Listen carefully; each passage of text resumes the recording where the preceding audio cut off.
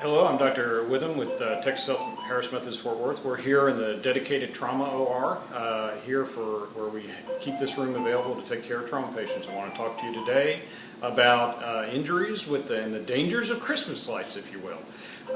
This time of year, everybody's out trying to decorate up their houses, make them look real pretty, and we see probably 25 to 30 falls a year where folks fall off ladders and get significantly injured. Some of the kinds of injuries they can sustain include neck fractures, back fractures, broken arms, broken legs, had several ruptured spleens. These are some of the instruments that typically get used. These are screws that we would use to fix your spinal column. They would literally screw into your back, into the bones in your back, and then are attached with these rods so that we can stabilize your spine.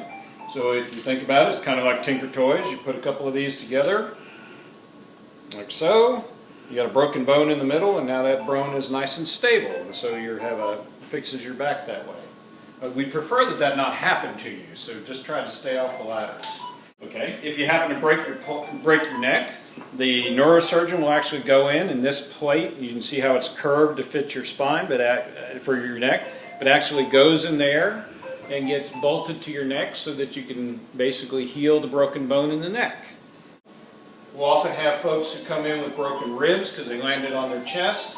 They get this large tube put into their chest to take care of the pneumo or hemothorax, or blood or air in their chest. This is used if you injure your skull, okay, you injure your brain, and you actually have to have some of the blood taken out. This is called a head holder, and literally your head sits in here like this. And then these sharp points basically are used to stabilize your skull so that we can then take off, say, this portion of your skull in order to evacuate any blood. All things you really don't want to have happen to you. So all I can say is just try to be careful when you're up there on those ladders.